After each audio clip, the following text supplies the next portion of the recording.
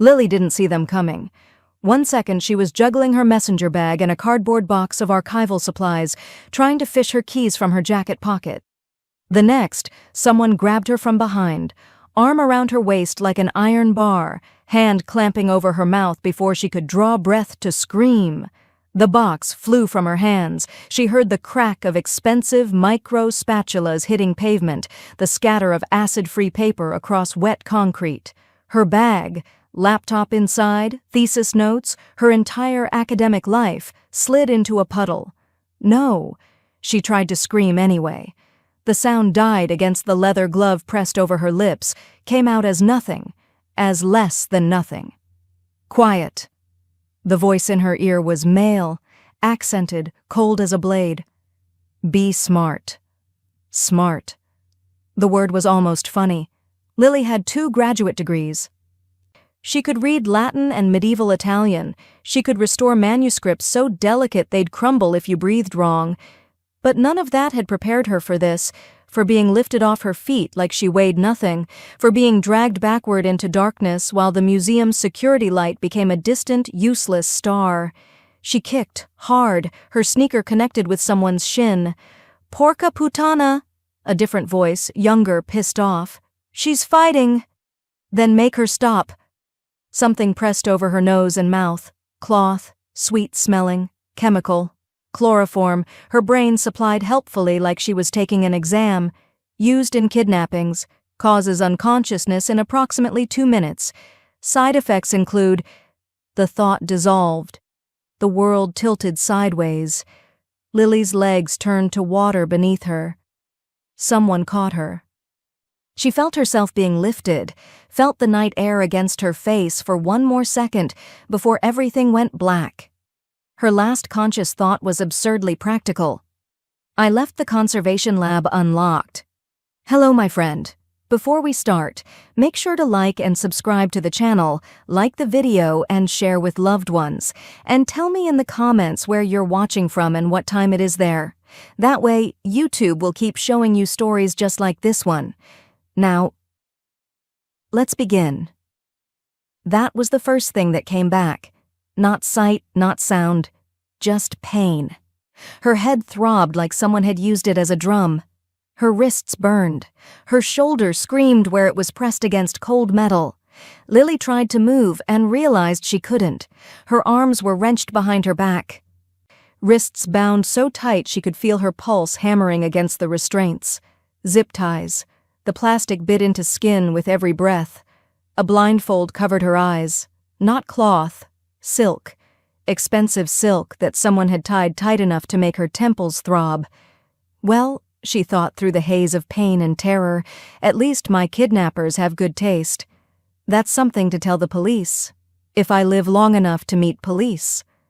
The humor was reflexive, a defense mechanism her brain deployed when things got too real, like the time she'd accidentally spilled coffee on a 14th century manuscript and spent 30 seconds mentally writing her resignation letter before remembering she could just fix it. That's what she did. She fixed broken things. She was currently the broken thing, and the fix seemed significantly more complicated.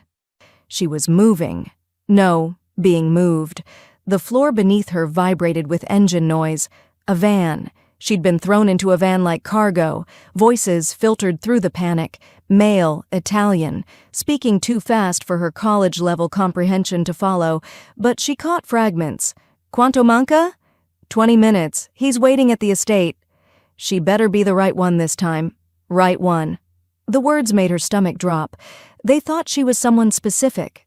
Someone they'd been looking for. Okay. Think. She forced herself past the panic. You're Lily Summers. You make $23,000 a year restoring books. Your most valuable possession is a first-edition Peterson's Field Guide that you bought at a yard sale. You are objectively not worth kidnapping, which meant this was a mistake. Which meant when they figured it out, the van hit something, pothole, speed bump, and her head bounced against the floor. Stars exploded behind the blindfold. She bit her tongue, tasted copper and fear. Don't scream. Don't let them know you're awake. She counted heartbeats instead. Lost track around 300, started over. It was something to do that wasn't panicking. The van stopped. Lily's heart rate spiked. This was it. Whatever was going to happen was about to happen. The back doors opened. Cold air rushed in, carrying scents that didn't belong together. Pine trees and expensive cologne. Night air and money. "Get her," Boss said unmarked. "Don't damage her." "Oh, good," Lily thought hysterically. "I won't be damaged, just terrified and possibly murdered, but at least I'll be pretty." Hands grabbed her arms. She was hauled out of the van, her legs buckling the second her feet touched ground. Someone caught her, steadied her with an impersonal grip. "Walk!" She stumbled forward, guided by hands on her shoulders. Gravel, then smooth stone, then the acoustic shift of entering somewhere massive, high ceilings, hard surfaces that made every footstep echo. Marble under her sneakers now. They walked forever. Left turn, right turn, the click of expensive shoes on expensive floors. Expensive kidnappers, she catalogued mentally. Estate, marble, security-level coordination, either Mafia or very committed book thieves, and honestly at this point I'd prefer book thieves. A door opened. She was pushed forward, gently, almost courteously, which was somehow more terrifying than violence, and pressed down into a chair. Leather, soft. The kind of furniture that cost more than her yearly salary. The zip ties snapped free, blood rushed back into her hands with painful intensity. "Stay." Footsteps retreated. Door closed with a sound that felt final, irrevocable. Lily sat frozen, the blindfold damp with sweat against her eyes. Her heart hammered so hard she could feel it in her teeth. Okay. You've read enough thrillers to know how this works. Don't antagonize the kidnappers. Be cooperative but not weak. Try to humanize yourself so they don't— Another door opened, closer. Different footsteps, measured, controlled, heavy with authority. Someone entered the room and the air itself changed, became charged with something that made every instinct scream danger. "Remove it." The voice was male, low, Italian accent curling around English words. The kind of voice that expected obedience like it was a law of physics. Lily's hands shook as she reached up and pulled off the blindfold. Light stabbed her eyes. She blinked, vision swimming, colors and shapes slowly resolving into, oh no. The office was designed to intimidate and it was working spectacularly. Floor-to-ceiling windows overlooking city lights. Dark wood everywhere. Books lining shelves that reached toward impossibly high ceilings. A fireplace carved from black stone. Everything expensive, controlled, speaking of power that didn't need to announce itself. And behind the desk sat a man who looked like he'd stepped out of a Caravaggio painting, if Caravaggio had painted mafia bosses. He was young, early 30s, but there was nothing young about the way he commanded the space. Dark hair swept back from a face of brutal Mediterranean beauty, sharp cheekbones, strong nose, a jaw covered with precisely maintained stubble, olive skin that probably had never seen an ordinary day of sunlight. His eyes were what held her frozen, dark brown, almost black, watching her with an intensity that felt physical, like he could see through skin and bone straight into her soul. He wore all black, expensive black, sleeves rolled back to reveal forearms covered in intricate tattoos, saints and sinners, crosses and family crests inked into skin, heavy rings on his fingers that looked more like weapons than jewelry. He looked like power. He looked like danger. He looked like every terrible decision a woman could make, gift-wrapped in Italian tailoring. Well, Lily thought semi-hysterically, if I'm going to be murdered, at least my murderer is devastatingly attractive. That's something.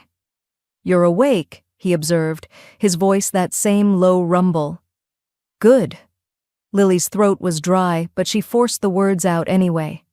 "I'd like to report a kidnapping." Something flickered in his expression, surprise maybe. "To whom?" "The police, the FBI, the museum security department." She paused. "Are you the Museum of Crime Curators? Because I'd like to file a complaint about your acquisition methods." His lips twitched, just barely. "You won't be making any calls, not until we've had a conversation." A conversation. Lily's fear was transforming into something sharper, anger, maybe, or just exhaustion. Is that what we're calling felonies now? Tell me your name, he said, ignoring her sarcasm entirely. Tell me why I'm here. Your name, he repeated. And this time there was steel under the silk. Lily Summers. She watched his face carefully. Does that ring any bells? Because I'd really love to know why someone drugged me and dragged me away from my extremely boring life restoring books nobody reads. For a long moment, he just stared at her. Then he pulled out his phone, movements controlled and precise. His expression grew darker with each passing second. Finally, he set the phone down. When he looked up at her again, something in his eyes had shifted, hardened. Lily Summers, he said slowly, 24 years old. Metropolitan Museum of Art, Conservation Department, Rare Book Restoration, graduate degree. Lives alone, East Village. No criminal record, no connections to organized crime. No reason whatsoever for me to have taken an interest in you. The precision of his knowledge made her skin crawl. Then why?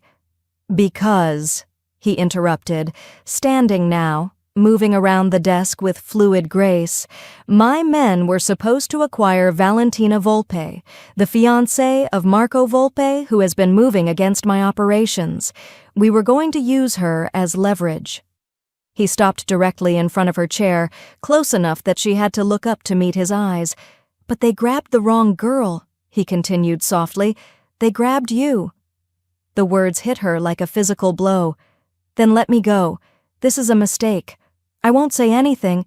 You've seen my face. His voice was quiet, almost gentle, which made it worse. You've been inside this estate. You're a trained observer. You notice things others miss. He crouched down, bringing himself to eye level. You cannot leave. Not yet. Not until I decide what to do with the wrong girl who knows too much. What's your name?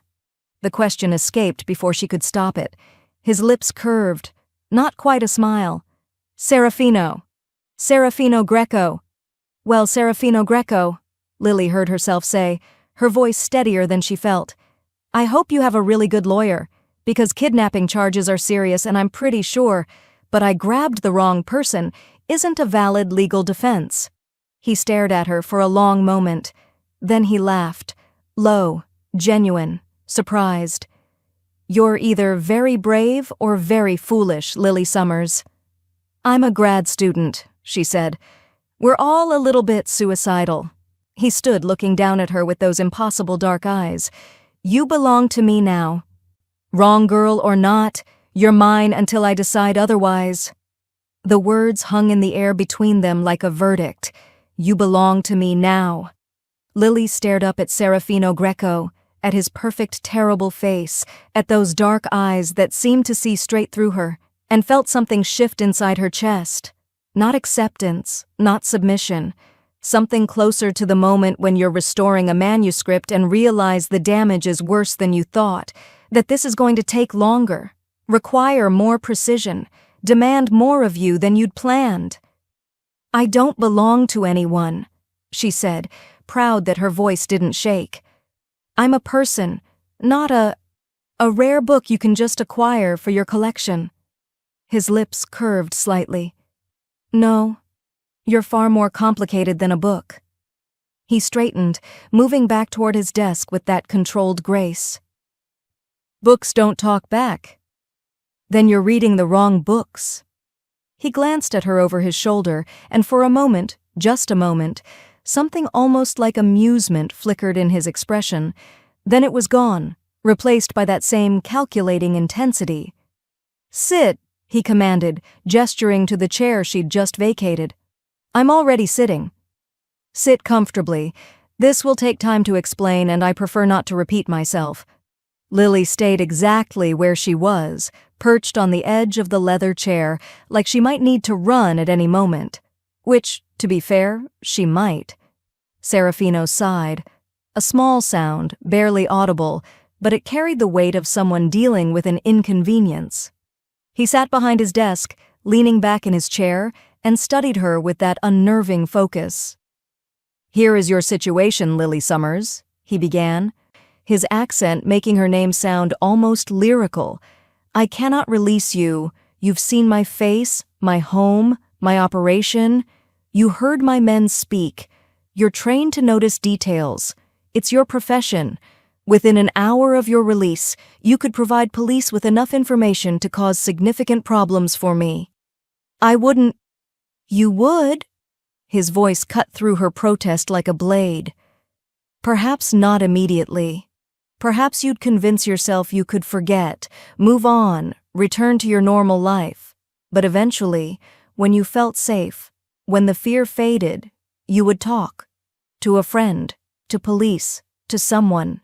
It's human nature." Lily wanted to argue, but the terrible thing was, he was right. She would tell Mia. She'd have to. Mia would notice she was missing, would file a report, would ask questions.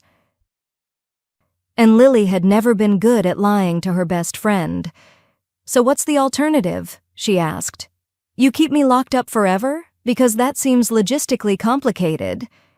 "The alternative," Serafino said, leaning forward, "is that you work for me." Lily blinked.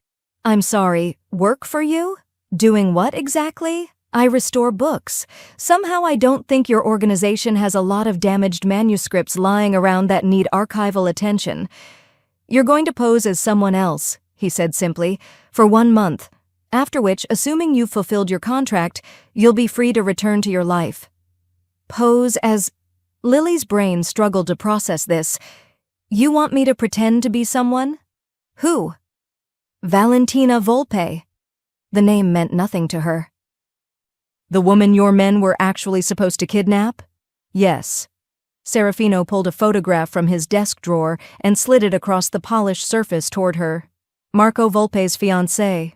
Or rather, his former fiancée, as of this morning, when my men took you instead of her."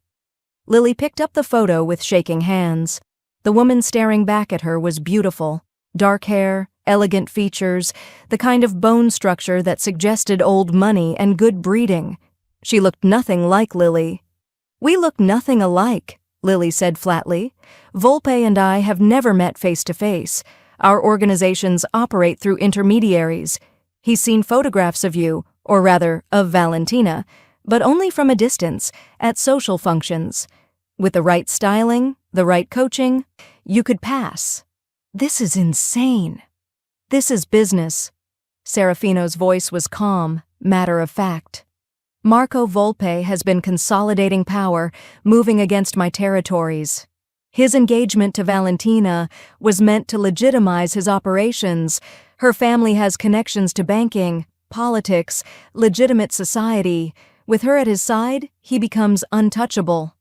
"So you wanted to kidnap her to stop the wedding," Lily said slowly, her mind working through the logic despite her terror. "Leverage." "Precisely. But since we now have you instead of her, we'll do something better. You'll appear publicly as Valentina, at galas, charity functions, social events. You'll be seen with me, not Volpe. It will humiliate him, destabilize his alliances, and force him to respond emotionally rather than strategically." Lily stared at him. "That's your plan? Social warfare through mistaken identity? While you play the decoy, my people will retrieve a ledger Volpe stole from me, one that contains information I need. The distraction of Valentina choosing me over him will occupy his attention while we move. And what happens when the real Valentina shows up? When someone realizes I'm a fraud? The real Valentina is currently enjoying an unexpected vacation in a very comfortable, very remote location," Serafino said smoothly. "She'll remain there until this is concluded. As for being recognized, Valentina has been out of the public eye for 6 months traveling abroad. People change. Hair, makeup, styling. You'll be surprised how easy it is to become someone else when everyone wants to believe you are." Lily set the photograph down, her hands trembling. "I can't do this. I'm not an actress. I can't lie convincingly. I barely remember to water my plants. You want me to infiltrate high society and pretend to be someone I'm not?" "I want you to survive," Serafino said quietly, "and this is how you do it. By becoming your puppet? By becoming useful." His eyes locked onto hers. "You have two choices, Lily. You work for me for 1 month, appear at functions, play your role, help me retrieve what Volpe stole, and then you go free with enough money to pay off your student loans and fund whatever botanical research you desire. Or—" He paused, letting the word hang. "Or—" Lily's voice was barely a whisper. "Or you refuse, and I'm forced to make you disappear permanently, not because I want to, you're clever and spirited, and I find that somewhat refreshing, but because I cannot allow someone with your knowledge to exist as a threat to my operations." The casual way he said it, like he was discussing weather, not murder, made Lily's blood run cold. "That's not a choice," she said. "That's coercion." "Yes," he agreed, "it is. But it's the only choice you have." Lily's mind raced. She thought about Mia, who'd be frantic by now, about her thesis, unfinished, about her plants, slowly dying on her fire escape, about the manuscript she'd been restoring, a 15th-century herbal with hand-painted illustrations that would probably be assigned to someone else now. "What about my life?" she asked. "My job, my friend. My everything?" "Your friend Mia will receive a message from your phone explaining that you've accepted an emergency consulting position at a private collection in Europe. Very prestigious. Very sudden. You'll text her occasionally to maintain the fiction. She'll never believe that. She'll want to believe it. People generally do." Serafino stood, moving around the desk again. "As for your job, the museum will be informed of the same. 1 month, Lily. 4 weeks. Then you return to your life, considerably wealthier and with an impressive addition to your resume." "And if I say no?" He stopped in front of her, close enough that she had to tilt her head back to maintain eye contact. "Then you're not as intelligent as I thought you were." Lily stared up at him, at this beautiful, dangerous man who held her entire life in his hands, and felt something harden inside her chest. Fear, yes, but also anger, and underneath it all, the same stubborn resilience that had gotten her through graduate school with no money and no support. "Fine," she said, 1 month, but I want it in writing, a contract, with specific terms." His eyebrows rose slightly. "You want to negotiate?" "I want protection. Legal documentation that I'm cooperating under duress, something that proves this wasn't voluntary when this goes wrong." For a long moment he just looked at her. Then slowly he smiled. A real smile this time, not the dangerous curve from before, but something that suggested genuine surprise. "You are full of unexpected qualities, Lily Summers." He pressed a button on his desk. "Matteo will show you to your rooms." "We'll begin preparations tomorrow." "My rooms? Did you think you'd be sleeping in a cell?" His voice held a trace of amusement. "You're playing the role of a woman I'm courting. You'll be treated accordingly." The door opened. A man entered, tall, broad-shouldered, with a scar running through his left eyebrow. He looked like every bodyguard from every movie Lily had ever seen. "Take her to the East Wing," Serafino instructed.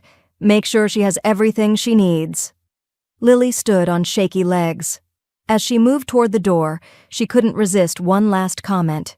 "You know, for a kidnapper, you have excellent interior design sense. Very Architectural Digest meets organized crime."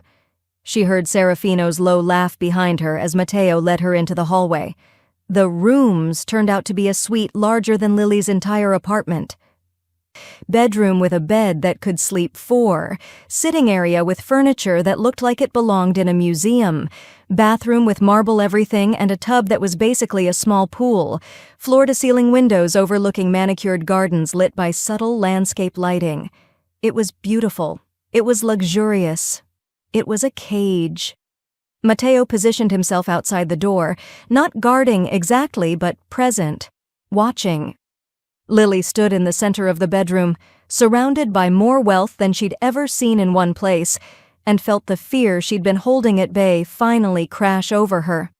She sank onto the edge of the bed, which was, annoyingly, the most comfortable thing she'd ever sat on, and tried to think. 1 month.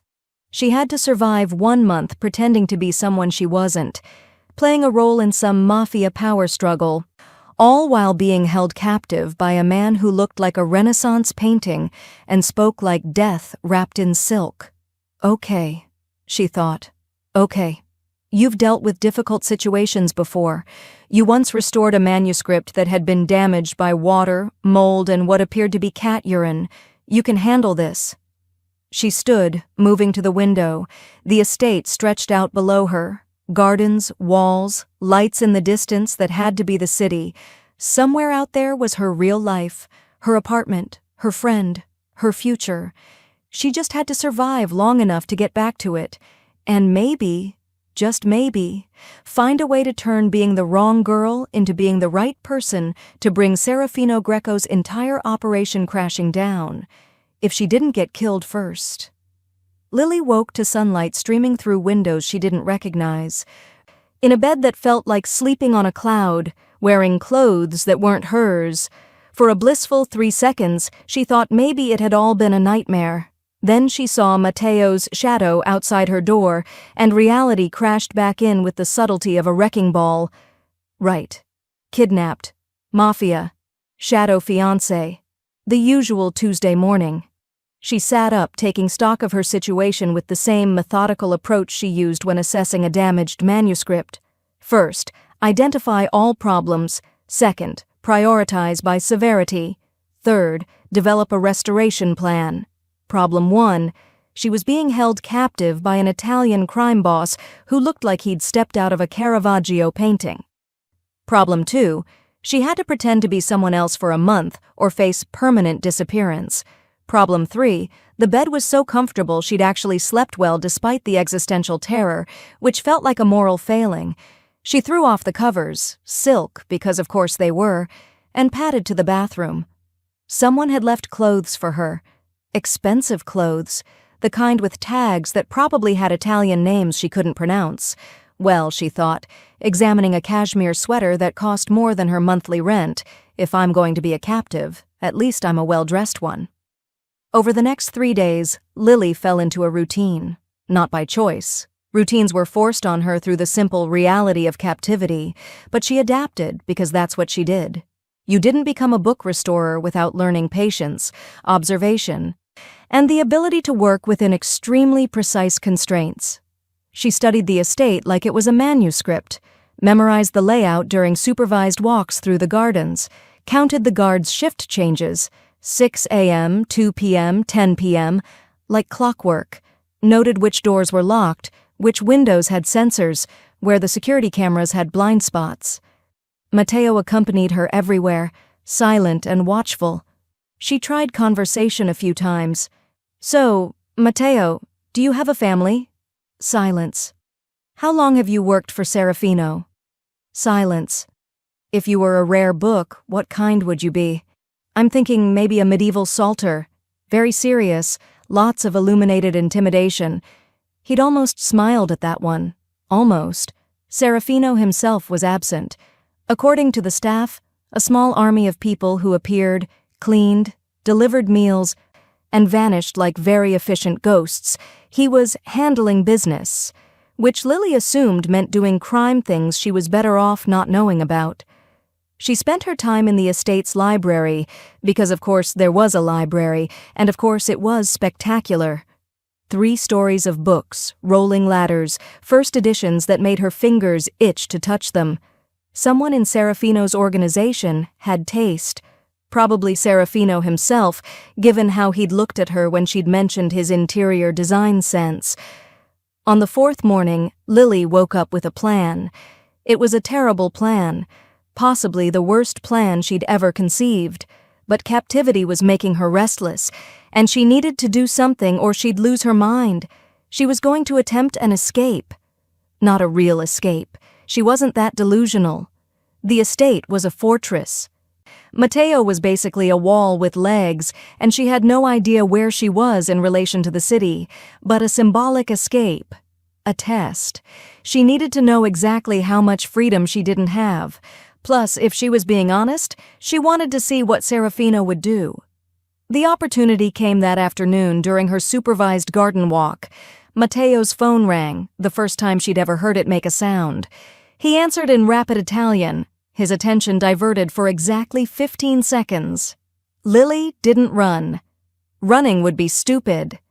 Instead, she calmly walked toward the hedge maze at the garden's edge, a ridiculous, Gothic monstrosity that probably appeared in the estate's architectural magazine spreads, and slipped inside. She'd studied the maze from her bedroom window, had sketched it out on hotel stationery someone had left in her room. Right. Left. Straight. Right. The center had a fountain and, more importantly, a maintenance shed. Her plan was simple: get to the shed, climb onto its roof, use it to reach the top of the exterior wall. From there, well, she'd figure that out if she got there. She made it to the fountain in under 3 minutes. The shed was unlocked. First lucky break. Inside, she found exactly what she'd hoped for: garden supplies including rope and a trellis that could work as a makeshift ladder. Okay, she thought, her heart pounding. This is actually working. This is impressive. Lily spun around so fast she nearly dropped the trellis. Serafino stood in the shed's doorway, blocking the exit. He wore black again. Did the man own other colors? And his expression was somewhere between amused and annoyed. You made it farther than I expected, he continued, leaning against the doorframe with infuriating casualness. Matteo is quite upset with himself. I wasn't actually escaping, Lily said, which was technically true. I was just exploring. With rope and a ladder.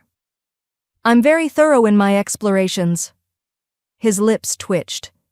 You were going to climb the wall. The thought had crossed my mind. It's 20 feet high, with sensors and cameras. And Matteo would have caught you before you made it halfway. I know, Lily admitted. I just needed to see if I could get this far, for my own peace of mind.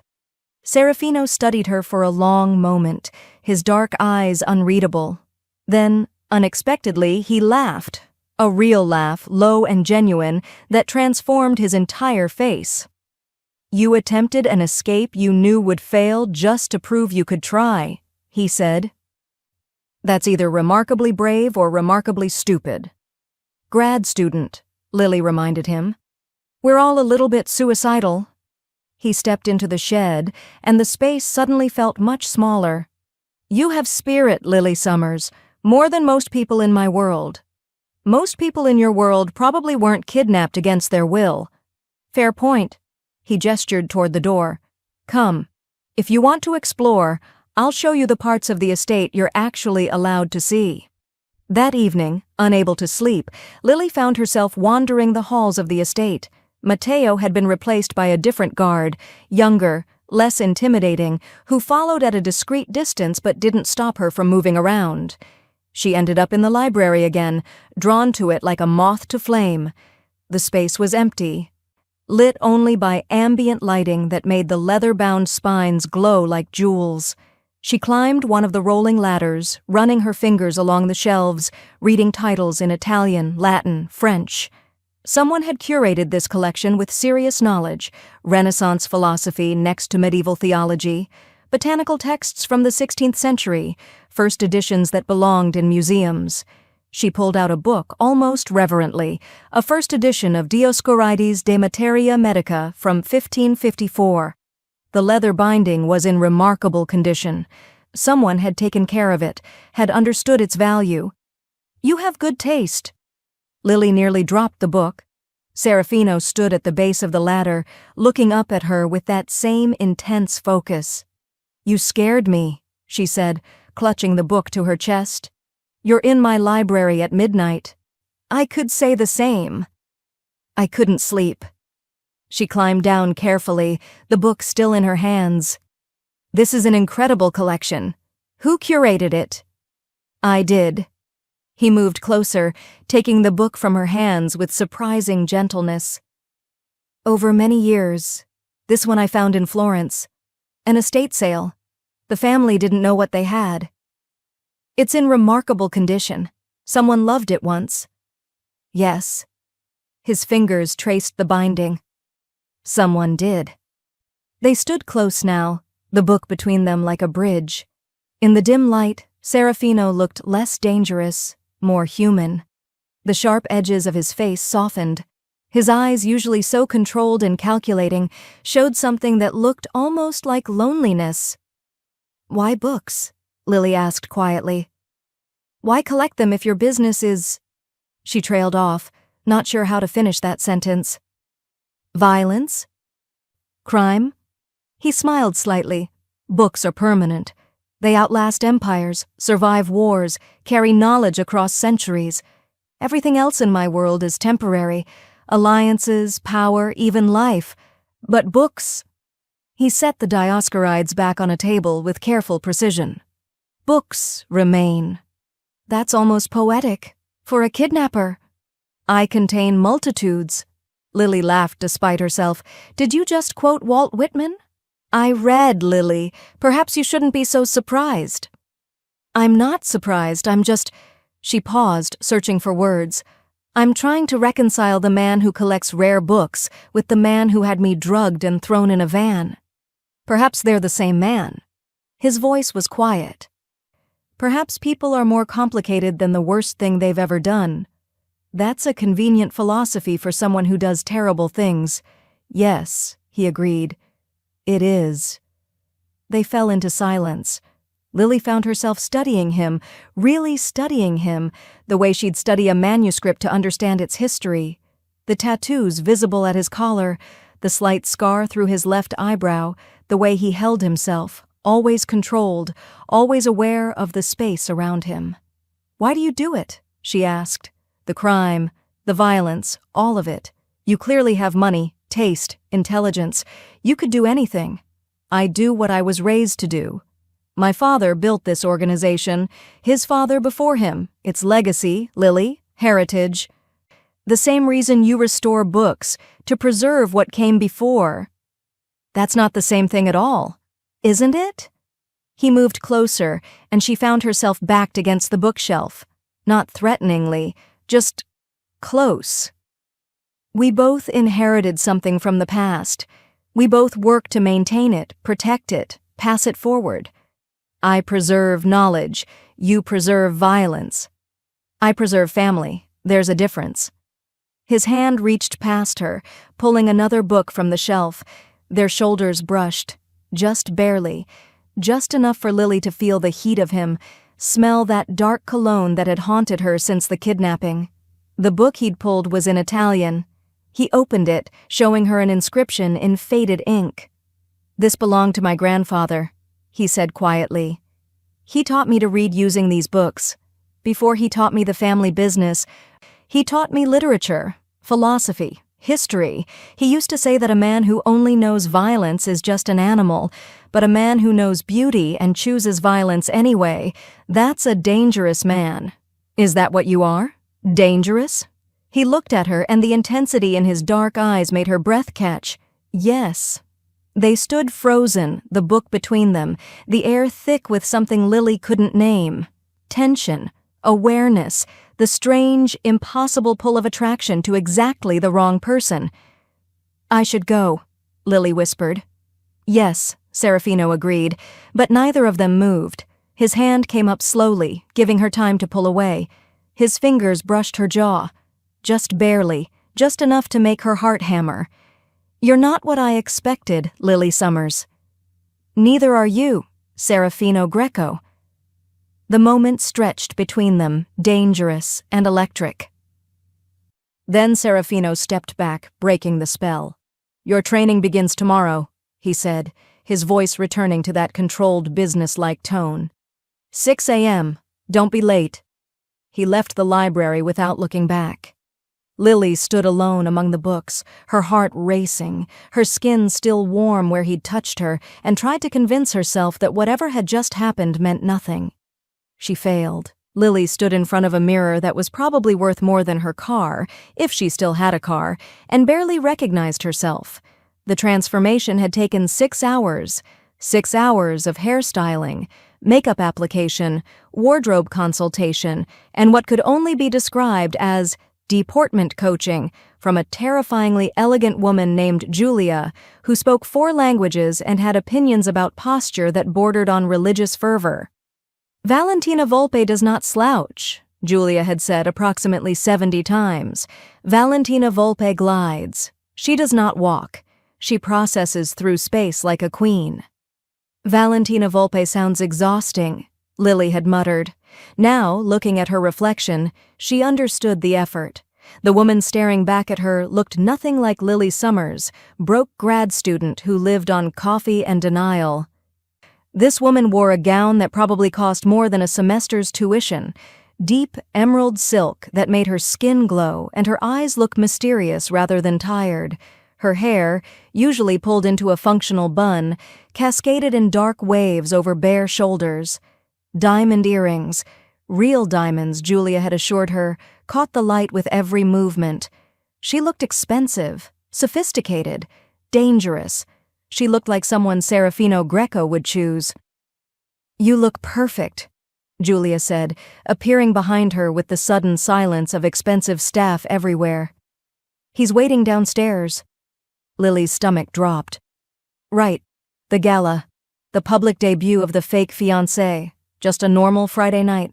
Remember everything I taught you. You are Valentina Volpe. You attended boarding school in Switzerland. You speak 4 languages. You summer in Lake Como and winter in Gstaad. Your father owns shipping companies. Your mother collects modern art. You are cultured, sophisticated, and completely unimpressed by anyone in that room. Except Serafino." "Except Serafino," Julia agreed. "With him you are intrigued, drawn despite yourself. He represents danger you've never experienced. It excites you." That part won't require much acting, Lily thought, but didn't say out loud. She descended the grand staircase in heels that required more engineering than seemed structurally sound, one hand on the railing trying to remember Julia's instructions about gliding versus walking. Serafino stood at the bottom, and Lily's breath caught. He wore a tuxedo that looked like it had been designed specifically for his body, probably because it had.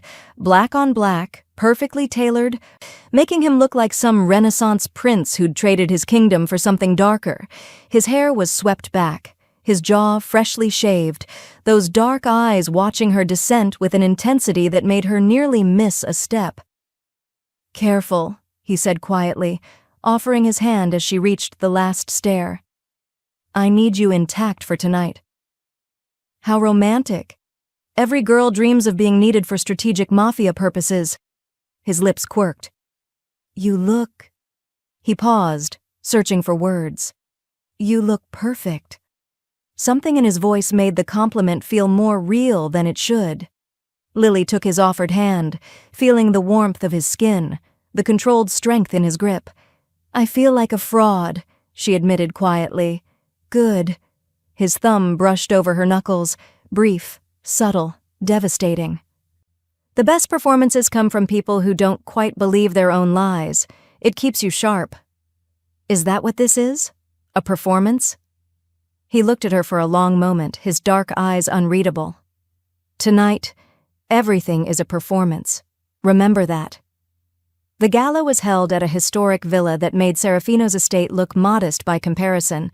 Lily had approximately 30 seconds in the car to have a quiet panic attack before they arrived, and Serafino's hand covered hers. "Breathe," he instructed. "You're brilliant. You've prepared. All you need to do is be exactly who you are, clever, observant, sharp, while wearing Valentina's face. No pressure. Immense pressure. But I believe you can handle it." The car door opened. Camera flashes exploded like stars. Serafino stepped out first, then offered his hand. Lily took it. Emerging into a wall of light and sound and barely controlled chaos, she remembered Julia's instructions: smile but not too much. Look confident, but not arrogant.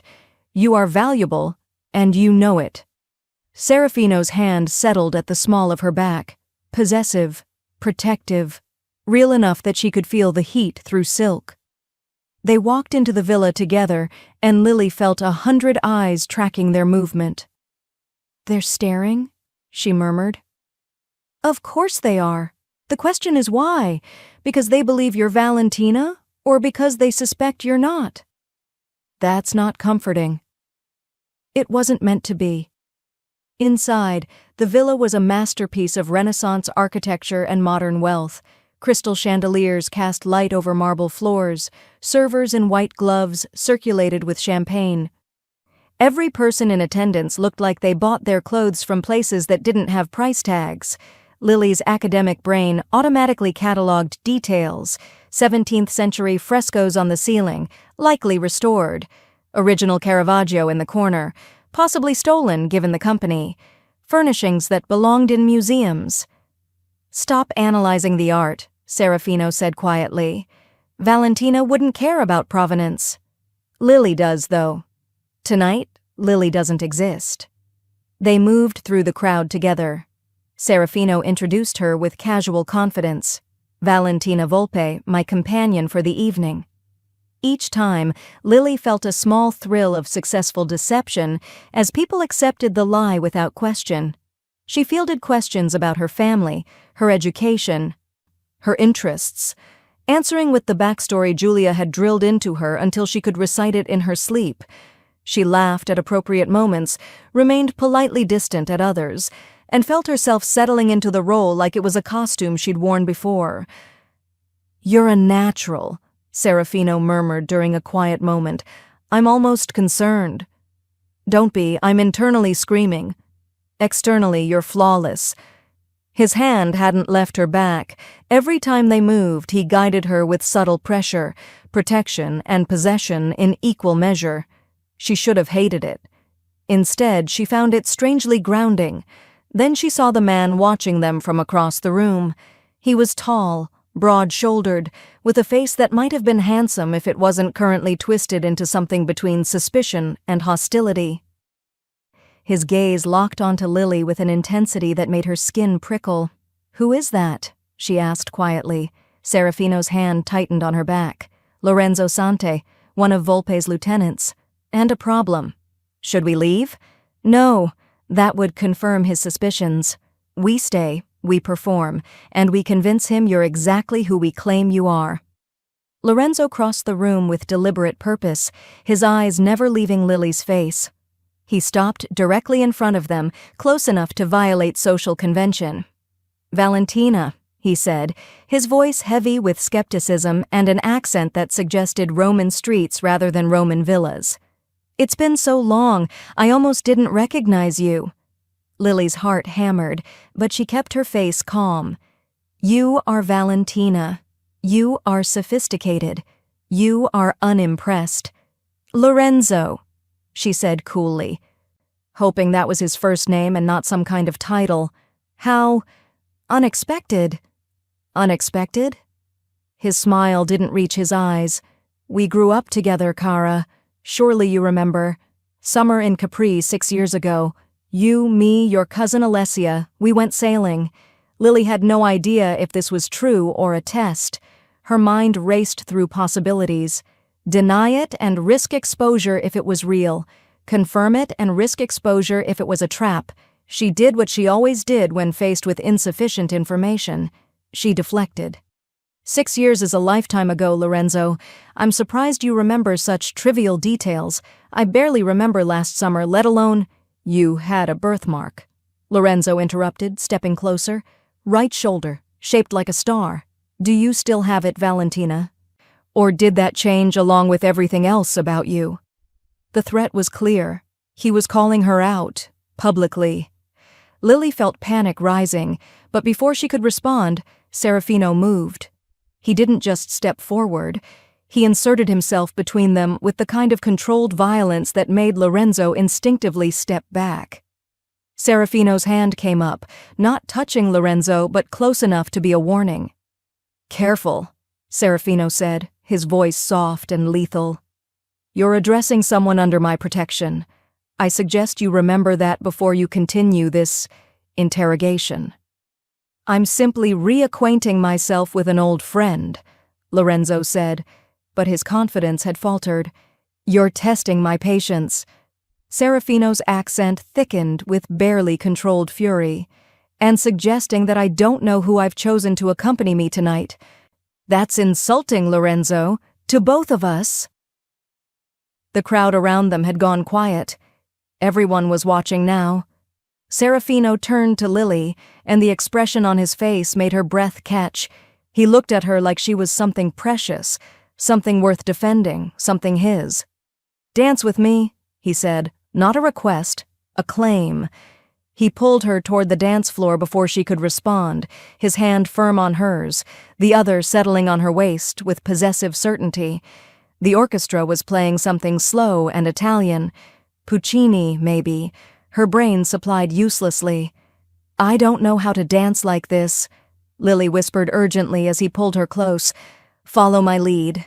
His voice was low, intimate. "And forgive me for what I'm about to do. What are you—" He kissed her.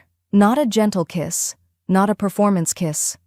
Something intense and desperate and real, his mouth claiming hers with a hunger that stole her breath. His hand slid up her back, tangling in her hair, holding her against him like she might disappear if he let go. Lily's mind went blank. Every thought, every fear, every careful defense she'd built dissolved under the heat of his mouth on hers. She kissed him back without thinking, without permission, her hands finding his shoulders, his neck, pulling him closer even though they were already pressed together. The dance floor, the gala, Lorenzo, the entire performance, all of it vanished. There was only this. His mouth, his hands, the overwhelming presence of him surrounding her like smoke. When he finally pulled back, his eyes were dark and dangerous and completely unguarded. "There," he said, loud enough for those nearby to hear. "Does that answer your questions, Lorenzo? Or shall I make my claim even more explicit?" Lily could barely hear over the roaring in her ears. Her lips felt swollen. Her heart was trying to escape her chest. She stared up at Serafino and saw something in his eyes that terrified her, because it wasn't just performance. It wasn't just strategy. It was real. The car ride back to the estate was silent. Lily sat with her hands folded in her lap, trying to process what had happened. The kiss. The way he'd defended her. The possessiveness in his voice that had sounded less like acting and more like truth. "You did well tonight," Serafino said finally, his voice carefully neutral. "You kissed me." "It was necessary. To convince Lorenzo." "Was it?" She turned to look at him in the darkness of the car. Or was it something else? He didn't answer. Just stared out the window like the city lights held answers he couldn't find in her face. Back at the estate, Lily fled to her rooms before he could say anything else. She closed the door, leaned against it, and touched her lips where he'd kissed her. "This is a job," she told herself. "This is coercion. This is temporary." But her heart, traitorous, foolish thing, was already compromised beyond repair. Lily spent the next 2 days avoiding Serafino. This was surprisingly easy in an estate the size of a small university campus. She took her meals in her room, claimed exhaustion from the gala, and generally behaved like someone who hadn't been kissed senseless on a dance floor in front of half of Italian organized crime. The problem was that avoiding him didn't stop her from thinking about him. About the kiss. About the way he'd looked at her afterward, like something had shifted fundamentally between them. It was just a performance, she told herself for the 100th time while staring at the ceiling at 3 a.m., strategic, necessary. It meant nothing. Her lips, which still remembered the exact pressure of his mouth, called her a liar. On the 3rd morning, Matteo appeared at her door with a summons that wasn't really a summons. "The boss wants to see you. Now." Lily found Serafino in what she'd come to think of as his war room, a secure office filled with computers, maps, and the kind of technology that suggested his business was significantly more sophisticated than she'd imagined. He stood over a table covered in photographs and documents, his sleeves rolled up, his hair slightly disheveled like he'd been running his hands through it. He looked tired, human, still devastatingly attractive, which was frankly unfair. "You've been avoiding me," he said without looking up. I've been recovering from being paraded around as someone else and then kissed in front of 100 witnesses. It's been exhausting. The kiss was necessary. So you've said. Lily crossed her arms. Why am I here, Serafino? He finally looked at her, his dark eyes unreadable. Because we have a problem, and I believe you might be the only person who can solve it. He gestured to the photographs spread across the table. Lily approached cautiously, her curiosity overriding her determination to maintain emotional distance. The photos showed what looked like a vault door, but not just any vault. The locking mechanism was covered in symbols that made her academic brain sit up and take notice. What am I looking at? She asked. Volpe's safe house, specifically the vault where he keeps the ledger I need. Serafino pointed to the symbols. My people have tried everything. Standard combinations, electronic bypasses, brute force. Nothing works. The mechanism is coded somehow, but none of my specialists can decipher it. Lily leaned closer, studying the images. The symbols were definitely not random. They had structure, pattern, meaning. Her pulse quickened with the same excitement she felt when encountering a particularly interesting manuscript puzzle. These aren't modern security codes, she said slowly. These are alchemical symbols, Renaissance era, probably based on Paracelsian notation mixed with... She grabbed another photo, examined it more closely. Medieval botanical classification systems. Serafino stared at her. You can read this? Read it? I wrote my undergraduate thesis on exactly this kind of symbolic language. Alchemists used botanical codes to hide their formulas from the church. Each symbol represents a plant, which corresponds to a classical element, which maps to a number. She looked up at him, excitement overriding caution. This isn't a lock, it's a puzzle, a riddle written in a dead language that approximately 12 people in the world can still interpret. Can you solve it? Lily studied the photos again, her mind already working through the symbols. Hellebore for Saturn, corresponding to lead, numerical value 7. Deadly nightshade for Mars. Iron, numerical value 5. The pattern was emerging, beautiful and complex. Possibly, she said, but I'd need to see it in person. Photographs don't capture everything. There might be weathering, patina, context clues that would help confirm my translation. In person means you'd have to come on the mission. Yes. Serafino was silent for a long moment, his jaw tight. That's not acceptable, it's too dangerous. Then you're not getting into that vault. Lily met his eyes. Your people tried brute force and it didn't work. This requires precision, context, knowledge. It requires me. I can take better photos. You can solve it from here. And if I'm wrong? If I need to adjust my interpretation based on something I can only see in person? She leaned forward. You said you needed that ledger, that it's critical to stopping Volpe. Well, I'm your best chance, your only chance, of getting it. So either you trust my expertise, or you accept that you're going to fail. His eyes narrowed. You're enjoying this. I'm enjoying being useful for something other than being paraded around as a fake fiancé. Yes. She paused. And honestly, breaking into a safe house to solve a Renaissance alchemical puzzle is significantly more interesting than anything I had planned for this month. Despite the tension, Serafino's lips quirked. You have a strange definition of interesting. I'm a book restorer. We're all a little unhinged. He studied her for a long moment, and Lily could see the calculation behind his eyes, weighing risk against necessity, control against trust. If you come, he said finally, you follow my instructions exactly. No improvisation, no heroics. You solve the puzzle, we get the ledger, we leave. Understood? Understood. And Lily? His voice dropped lower. If something goes wrong, if there's danger, you run. You don't try to help. You don't try to be brave. You save yourself. That's an order. Something in his tone made her chest tighten. Why do you care? Because you're valuable, he said. But the way he looked at her suggested he meant something more than strategic value. They left at midnight. Lily wore all black, clothes that Julia had provided with the grim efficiency of someone used to outfitting people for crimes. Serafino drove, with 2 other men following in a second vehicle. The safe house was in the hills outside the city, a modern fortress disguised as a luxury villa. Volpe uses it for storage, Serafino explained as they approached. Documents, valuables, things he wants kept separate from his main operations. Security is minimal because he believes the vault is impenetrable. Until tonight, Lily said. Until tonight, he agreed. They parked a quarter-mile away and approached on foot.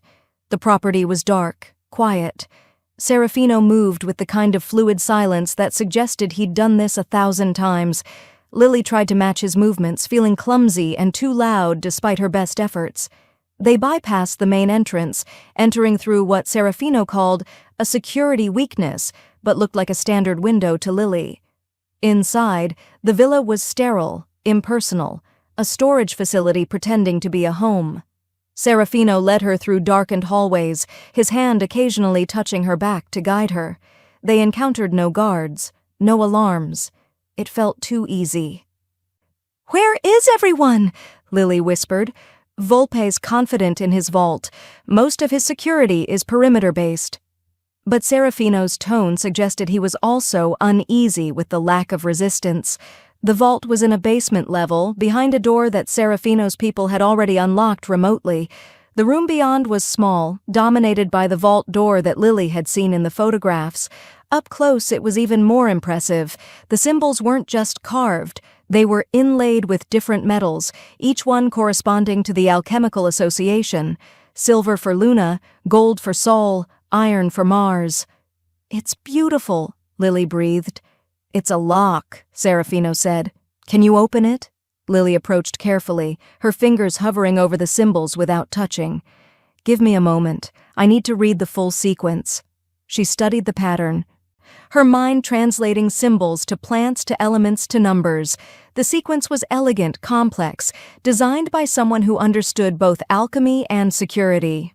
"It's a date," she said finally, encoded in botanical alchemical notation. Specifically, she traced the symbols with her finger.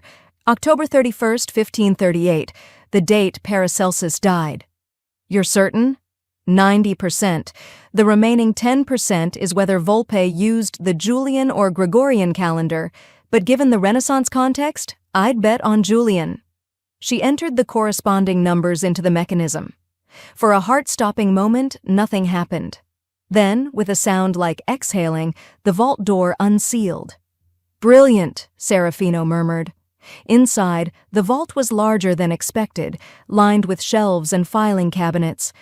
The ledger Serafino wanted was immediately visible, a leather-bound book sitting on a central pedestal like a museum display. But Lily's attention was drawn to something else. A folder, sitting slightly apart from the others, with botanical illustrations on the cover, Renaissance-style drawings of deadly nightshade and hemlock, plants associated with death and poison. "Serafino," she said quietly, "look at this." She opened the folder with careful hands. Inside were documents, plans, schedules, photographs. She couldn't read all the Italian, but she understood enough. Understood the blueprints of Serafino's estate. Understood the timetables that corresponded to tonight's date. Understood the notations about eliminating the problem permanently. "It's a trap," she said, her voice barely a whisper. "This whole thing. He knew you'd come for the ledger. He's been waiting." Serafino was beside her instantly, reading over her shoulder. His expression darkened with each page. "How long do we have?" he asked. "I don't know, but these plans, they're not just about tonight. They're about destroying everything. Your organization, your estate, you." Lily looked at the documents in her hands. Evidence of a plot that went far beyond a simple rivalry, evidence that could be used to stop Volpe or to expose Serafino, evidence that represented her freedom if she wanted it. She could take this to the authorities, could use it as leverage to escape, could finally get back to her real life. Instead, she handed it to Serafino. "We need to go," she said. "Now. And you need to see all of this." He stared at her, and in his dark eyes she saw surprise, understanding, and something that looked almost like wonder. "You could have used this to escape," he said quietly. "I could have." She met his gaze. "But you were right. We're partners now, whether I like it or not." Something shifted in his expression, softened and intensified simultaneously. He took the documents, but his other hand came up to cup her face, thumb brushing her cheek with devastating gentleness. "Lily Summers," he said, and her name in his accented voice sounded like a prayer. "You are far more dangerous than any ledger." "We need to leave," she repeated, but her voice was unsteady. "Yes." But he didn't move, just stared at her like he was seeing her for the first time. "You belong to me now," he said, "not because I took you, but because you chose to stay." Before Lily could respond, before she could process what that meant, alarms began to blare throughout the building. The trap had been sprung, and they were standing right in the center of it. The alarms were deafening. Serafino's hand closed around Lily's wrist, pulling her away from the vault with controlled urgency. "Move, now." They ran. Not the elegant, choreographed running from movies, desperate, stumbling, running through corridors that suddenly seemed like a maze. Behind them, Lily could hear voices shouting in Italian, the sound of boots on marble, doors slamming open. "I thought you said minimal security," she gasped. "I was wrong."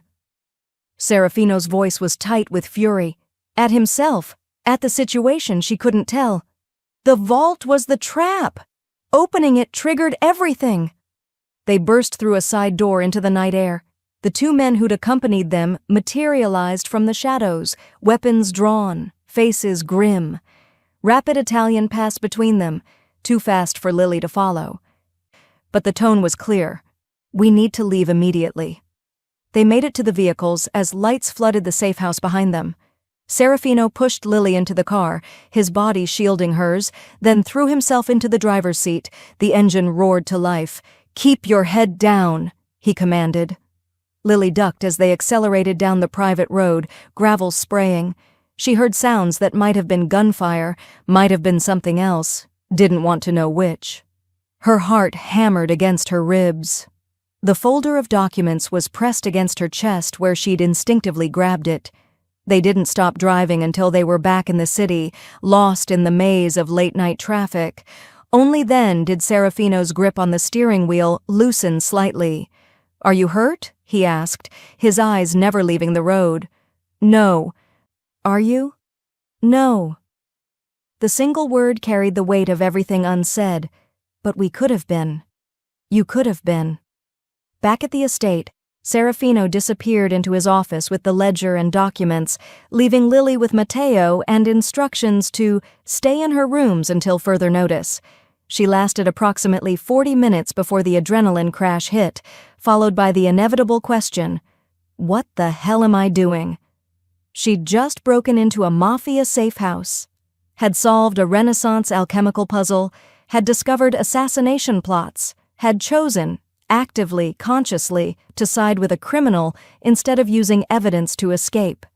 "You're losing your mind," she told herself. "Stockholm Syndrome, that's what this is. You're identifying with your captor because your brain is trying to survive, but it didn't feel like survival. It felt like choice." She was still wrestling with that thought when her door opened without knocking. Serafino entered, his expression dark and closed off, every trace of the softness from the vault gone. "We need to talk," he said. "You could try knocking." "This is my house, I don't knock."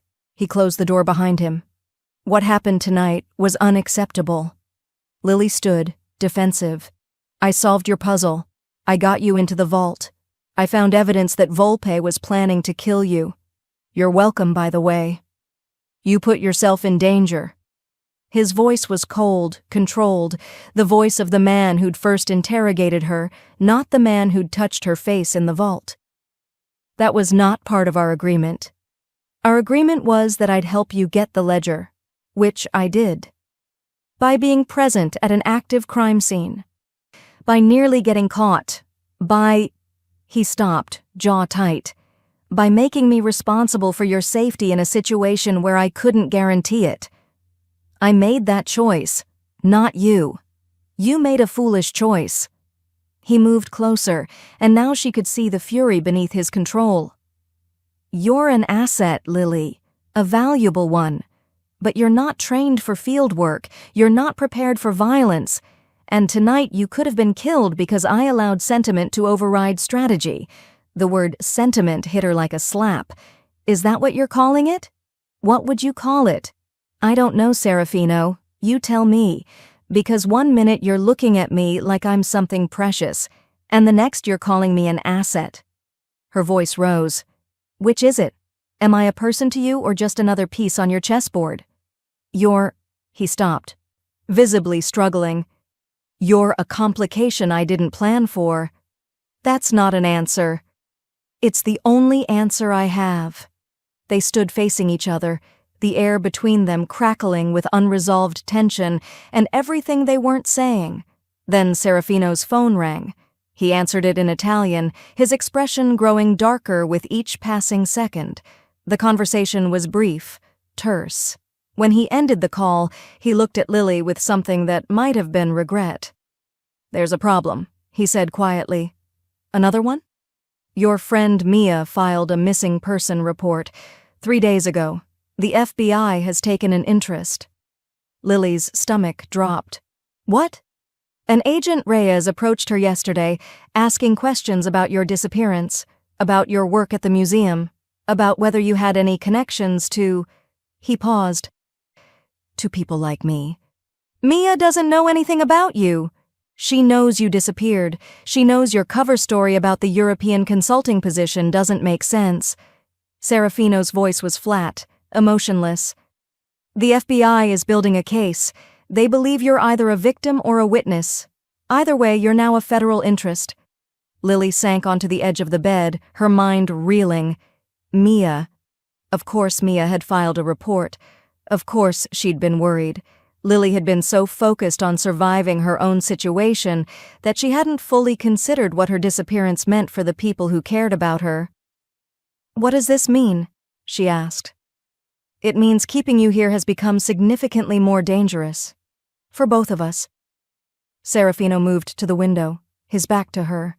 The FBI will be watching your apartment, your workplace, your known associates. If they have any evidence linking you to me, they don't. Yet. He turned to face her. But they will. The gala was photographed, social media, security cameras. It's only a matter of time before they identify you as Valentina Volpe and realize you're actually Lily Summers. When that happens, they'll have everything they need to bring me down. So what are you going to do? Lily's voice was barely a whisper. Kill me to protect yourself?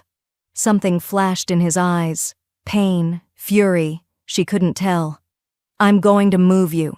Tonight. Somewhere remote. Completely off-grid. Somewhere the FBI can't find you until this is resolved. You mean, hide me? I mean, protect you. By locking me away in some isolated safe house? Lily stood, anger overriding fear. For how long, Serafino? Weeks? Months? Years? When exactly does this end? When it's safe. It's never going to be safe. Don't you see? This is your life. Danger, violence, running from consequences. But it's not mine.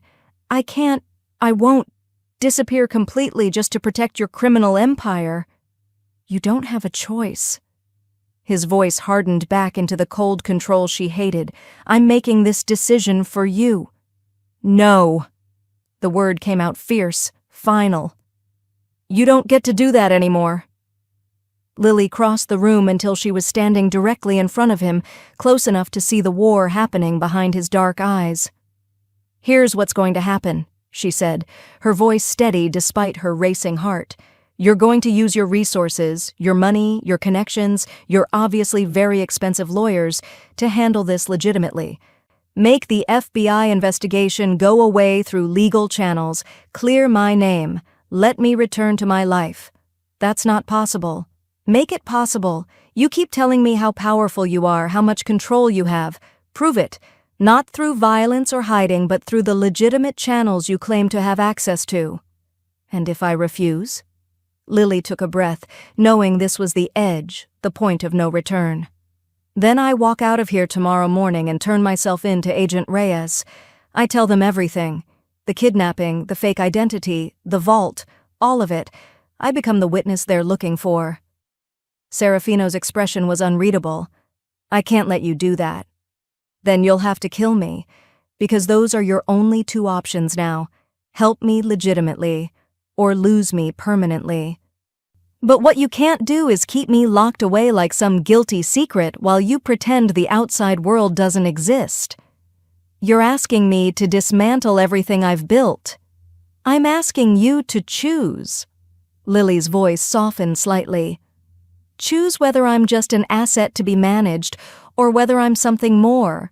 Because if I'm more, if what happened in that vault, on that dance floor, in your library meant anything, then you'll find a way to make this right. And if I can't, then at least I'll know the truth, that this was always just a transaction to you. Serafino stared at her, and Lily watched emotions flicker across his face too quickly to identify. Fury, fear, frustration, and something that looked dangerously close to heartbreak. You're asking the impossible, he said quietly. You've built an empire on doing the impossible. This should be easy by comparison. This is different. Why? Because it requires you to be vulnerable? To actually trust someone instead of just controlling them? She moved closer, close enough to feel the heat radiating from him. I stayed, Serafino. When I could have run, when I could have used that evidence to escape, I chose to stay. I chose you. Now you have to choose whether I'm worth fighting for, really fighting for, not just hiding away. The silence stretched between them, heavy with everything unsaid. Lily could see the war happening behind his eyes, the man he'd been raised to be fighting against the man he might become. Finally, he spoke, his voice rough. If I do this, if I try to handle this legitimately, it will cost me. Power, connections, leverage I've spent years building. Some of my operations will have to be exposed, sacrificed. People will see it as weakness, or they'll see it as strength, as evolution. You don't understand my world. Then explain it to me. Stop trying to control everything and actually let me in. Lily's voice cracked slightly. I'm so tired of being a captive, Serafino. Either make me a partner, a real one, with choices and agency, or let me go. He reached out slowly, his hand cupping her face with a gentleness that contradicted everything he was. What if I can't do either? Then we're both trapped. And eventually, one of us will break. His thumb brushed her cheek. You're going to destroy me, Lily Summers. Or save you, depending on your perspective. He laughed, a broken sound, painful and real. How did I end up here, being lectured about morality by the woman I kidnapped? You grabbed the wrong girl, remember? This is what you get for poor target identification. Despite everything, his lips curved into something almost like a smile. The wrong girl, he repeated softly. Except you're not, are you? You're exactly right. That's the problem. So what are you going to do? Serafino was silent for a long moment, his forehead resting against hers, his breath warm on her skin. I'm going to call my lawyer, he said finally, and pray that you're worth the empire I'm about to sacrifice. The lawyer arrived at dawn. His name was Antonio Marchesi, and he looked exactly like what Lily imagined a Mafia lawyer would look like. Impeccably tailored suit, silver hair, eyes that had seen every possible variation of human depravity and remained unimpressed by all of it. He spent 3 hours in Serafino's office, speaking in rapid Italian that occasionally rose in volume to suggest disagreement. Lily waited in the library, pretending to read a first edition she was too anxious to actually focus on. When Serafino finally emerged, he looked exhausted. Not physically tired, something deeper, like he'd spent the night wrestling with parts of himself he usually kept buried. Marchesi says it's possible, he said without preamble. Difficult, expensive, and requiring significant concessions on my part. But possible. Lily set down the book. What kind of concessions? The kind where I sacrifice pieces of my organization to protect you. Operations I've built over years. Leverage I've cultivated. People who will see this as weakness and move against me. He moved to the window, his back to her. The kind where I fundamentally change what I am. Or become what you could be. You make it sound noble. It's not. It's survival. He turned to face her. But there's a complication. The FBI wants to interview you. Agent Reyes has been pushing Mia for information, and she's starting to crack under pressure. We need to control the narrative before it controls us. Lily's stomach tightened. What does that mean? It means you need to surface. Carefully, strategically, make contact, prove you're alive and well, give them just enough to satisfy their concerns without revealing anything that could be used against me, against us. You want me to meet with the FBI? I want you to handle the FBI the way you handled that vault, with precision and intelligence. His dark eyes held hers. Marchese has outlined what you can and can't say legally. But ultimately, you'll be in a room with a federal agent who wants to use you to destroy me. I need to know you can handle that. You're asking if you can trust me. I'm asking if you can protect yourself while protecting us both. Lily stood, moving closer to him. What happened to I make decisions for you? To controlling everything? That was before you gave me an ultimatum that forced me to acknowledge you're not someone I can control. A ghost of a smile crossed his lips. You wanted to be a partner. This is what partnership looks like. Trust, risk, the terrifying possibility that you'll make choices I can't predict. And if I make the wrong choice, then we both pay the price. The weight of that settled over her. This wasn't just about her freedom anymore. It was about his entire organization, his future, possibly his life. When? She asked. Today. Marchese has arranged for you to retrieve research notes from your university lab. Agent Reyes will be there. He's been watching the location, waiting for you to surface. Serafino's jaw tightened. You'll have 2 hours. If you're not back by then, I'm coming for you. With guns blazing? If necessary. That would somewhat defeat the purpose of handling this legitimately. Lily. His voice was serious now, all trace of humor gone. If they try to hold you, if they threaten you, if you feel unsafe for even a moment, you call me. Immediately. I don't care about consequences or exposure. I will get you out. The fierce protectiveness in his voice made something warm unfurl in her chest. I'll be fine. You don't know that. Neither do you, but you're trusting me anyway. She reached out, her hand finding his. That's what makes this different from captivity. His fingers closed around hers, holding on like she was the only solid thing in a tilting world. The university felt like visiting a past life. Lily walked through familiar hallways wearing clothes that cost more than a semester's tuition, accompanied by Matteo, who waited in the car with instructions to observe and report any federal presence. She had 2 hours, a burner phone in her pocket, and a recording device that Marchese had assured her was completely legal as long as she was party to the conversation. The conservation lab was exactly as she'd left it. Slightly chaotic, smelling of old paper and preservation chemicals, her workspace still cluttered with the manuscript she'd been restoring before her life had imploded. She'd been there for maybe 10 minutes, actually collecting notes because the cover story needed to be legitimate, when she heard footsteps in the hallway. Agent Reyes was younger than she'd expected, mid-30s, sharp suit, tired eyes that suggested he'd been working this case hard. He appeared in the doorway with the casual confidence of someone who had every legal right to be there. Lily Summers, he said, not a question. I'm Special Agent Marco Reyes, FBI. I'd like to talk to you about your recent whereabouts. Lily's heart hammered, but she kept her voice steady. I'm sorry, do I need to talk to you? Am I under arrest? No, but your friend Mia Chen filed a missing person report. We've been concerned about you.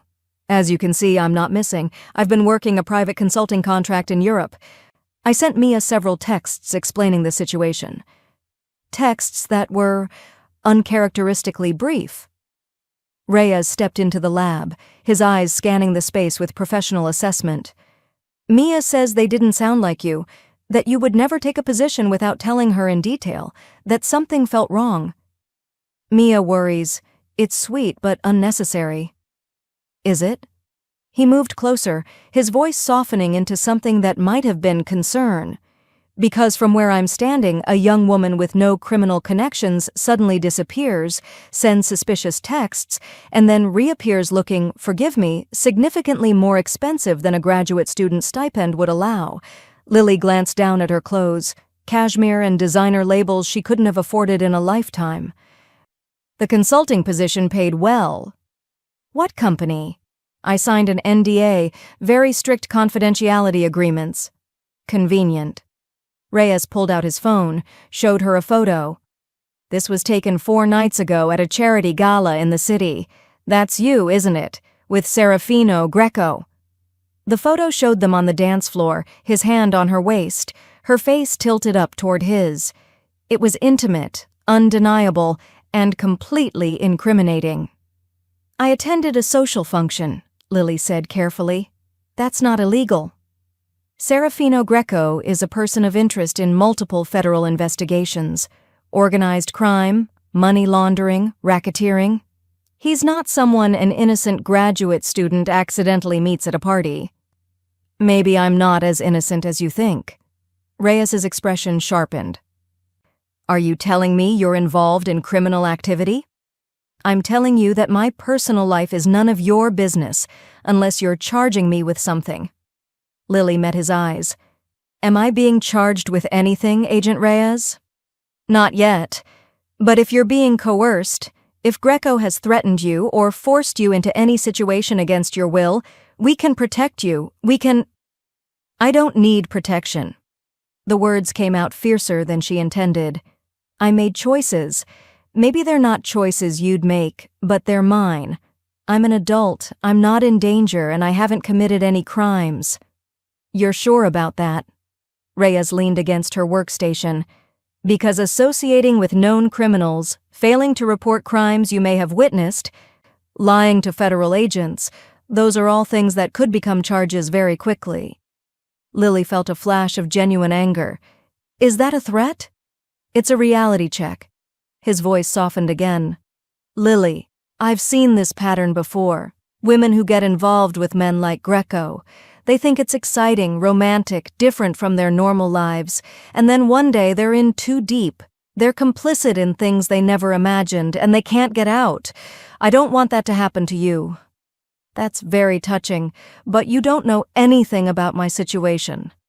Then explain it to me. Lily took a breath, channeling every lesson Marchese had drilled into her. I'm a private citizen. I'm not under arrest. I haven't been subpoenaed, and unless you have a warrant or are charging me with something specific, this conversation is voluntary, which means I can end it whenever I want. Reyes's expression tightened. You've been coached. I've been educated. There's a difference. She pulled out her phone, showed him the recording app that had been running since he entered. I'm also documenting this conversation, which is completely legal in this state since I'm a party to it. So unless you want your threats and intimidation tactics on record, I suggest you make your actual questions very clear. For the first time, Reyes looked uncertain. This isn't how innocent people behave. This is how people who understand their rights behave. Lily moved toward the door. Now, I have work to do. If you want to speak to me again, you can contact my attorney, Antonio Marchese. I'm sure you know the name. She walked out before he could respond. Her legs shaking but her pace steady. Matteo fell into step beside her in the hallway, his presence solid and reassuring. Well? He asked quietly. I think I just made an FBI agent very unhappy. Good. The boss will be pleased. Serafino was waiting when she returned, not in his office, but in the entrance hall, like he'd been pacing there for the entire 2 hours. You're early, he said, and the relief in his voice was palpable. I'm efficient. Lily held up her phone. Also, I have the entire conversation recorded. including Agent Reyes making several statements that Marchese will probably find very useful. Serafino stared at her. You recorded it? You hired me to solve a Renaissance alchemical puzzle? Did you think I couldn't handle basic evidence gathering? She moved past him toward the office. Come on. You need to hear this. They listened to the recording together, Serafino, Marchese via speakerphone, and two other lawyers whose names Lily didn't catch. When it finished, Marchese let out a low whistle. This is good, he said. This is very good. Agent Reyes overstepped significantly. The implied threats without formal charges, the attempt at coercion, the lack of proper Miranda warnings despite clearly treating her as a suspect. We can use this. How? Serafino asked. We file a formal complaint about the investigation's conduct. We demonstrate that Miss Summers is being harassed, not protected. We force the FBI to either produce actual evidence of criminal activity or back off, and based on this recording, they don't have evidence. They have suspicions and bad photographs. What about the gala? Lily asked. The photos of us together? You attended a public event. That's not a crime. Yes, Mr. Greco is a person of interest in various investigations, but being seen with him isn't proof of criminal involvement. Marchese's voice was confident now, energized. They're fishing, Miss Summers, and you just forced them to reveal they have nothing solid. Serafino was silent, staring at the phone like it contained miracles instead of recordings. This changes things, Marchese continued. With this evidence of overreach, I can approach the investigation with leverage, negotiate a resolution, but it will require Mr. Greco to make certain adjustments to his operations, to demonstrate good faith. What kind of adjustments? Serafino's voice was flat. The kind we discussed, legitimate businesses coming to the forefront. Certain activities ceasing permanently, financial transparency in specific areas. You'll maintain your empire, but it will be a different empire. Cleaner, legal. Serafino looked at Lily, and she saw the war still happening behind his eyes. Everything he'd built, everything he'd become, being asked to fundamentally change. Do it, he said finally. Mr. Greco, I need to be clear about what this means. I said do it, Antonio. Serafino's voice was firm. Whatever it takes, whatever I have to sacrifice, arrange it. After the lawyers disconnected, they sat in silence. Lily watched Serafino process what he'd just agreed to, the dismantling of parts of his organization, the exposure of others, the fundamental shift in power dynamics that would ripple through his world. You're quiet, she said finally.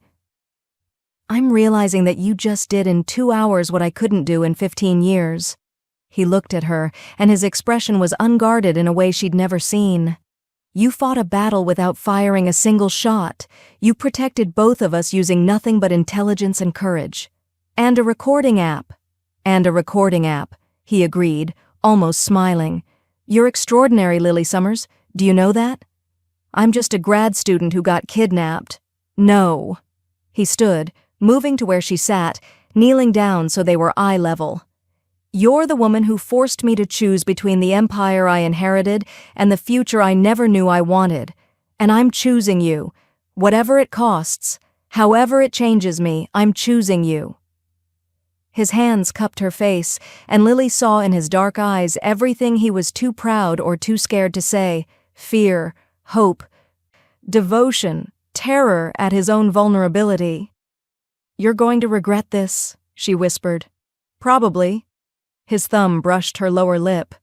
But regret is better than losing you. When he kissed her, it was different from the dance floor. Slower, deeper, a promise instead of a performance. Lily kissed him back, her hands finding his shoulders, pulling him closer, and felt the terrifying, exhilarating sensation of falling with no idea where she'd land. They were partners now, truly, completely, dangerously partners, and there was no going back. Chapter 8. The Price of Freedom. The waterfront at midnight was exactly the kind of place where bad things happened in movies. Lily stood next to Serafino's car, the cold wind off the water cutting through her jacket, and tried not to think about all the ways this could go catastrophically wrong. "You don't have to be here," Serafino said for the third time in the past hour. "Matteo can deliver the ledger. You can wait at the estate where it's safe." "We've been over this." Lily pulled her jacket tighter. "Volpe asked for you specifically. If you show up without me, the woman he thinks is Valentina, he'll know something's wrong. This only works if we both play our parts." "I don't like it." "You don't have to like it. You just have to trust that I know what I'm doing." Serafino looked at her, his dark eyes reflecting the scattered lights from the industrial buildings around them. "You've become disturbingly comfortable with criminal negotiations." "I've had a good teacher." She paused. "A morally questionable teacher, but technically proficient." Despite the tension, his lips curved slightly. "You're making jokes." "That means you're terrified." "I contain multitudes." He reached out, his hand finding hers in the darkness. "If anything goes wrong, I run. You've told me approximately 50 times. I need to hear you say you understand. If Volpe brings more men than expected, if he tries anything, if the situation deteriorates in any way, you run to Matteo. He'll get you out." "And leave you?" "Yes." His voice was firm. "This is not negotiable, Lily. You are not sacrificing yourself for a ledger or for me. That's an order." "You can't order me around anymore. We're partners, remember? Partners who have hierarchies in life-threatening situations." His hand tightened on hers. "Promise me." Lily looked at their joined hands, then back up at his face, at the fear he was trying so hard to control. "I promise, but only if you promise the same. No heroics. No unnecessary risks. We do this smart, not brave." "Agreed." Headlights appeared in the distance, moving slowly along the waterfront road. Serafino's entire body tensed, his free hand moving subtly toward the weapon she knew he carried. "That's them," he said quietly. "Stay behind me. Let me handle the initial exchange."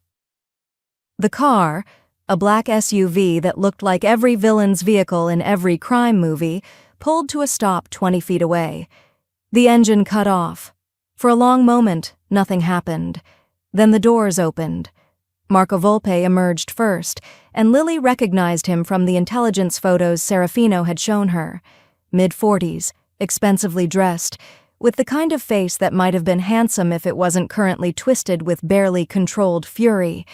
3 men flanked him, large, armed, professional. More than Serafino had predicted. "Greco," Volpe called out, his voice carrying across the empty space between them. "You brought my fiancé to our meeting. How considerate."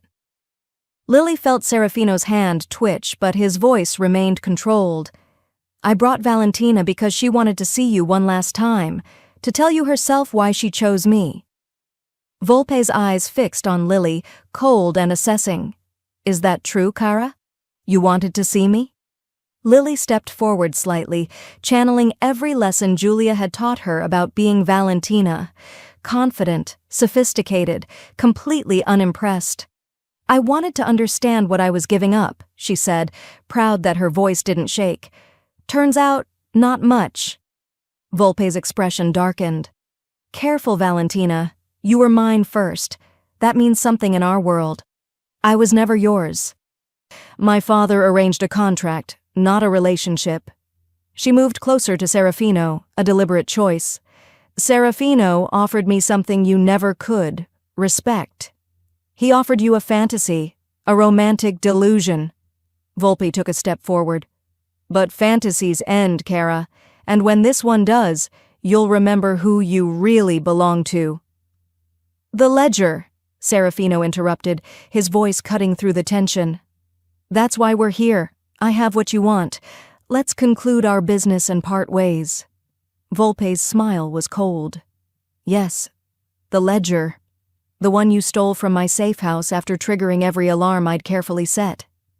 He gestured, and one of his men produced a tablet showing security footage.